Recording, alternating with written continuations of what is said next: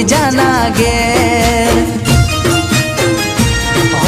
મોતની ખબર મારી એને આપતા ન કોઈ હસતી એની આંખો કદી રડતા નથી જોઈ મોતની ખબર મારી એને આપતા ન કોઈ હસતી એની આંખો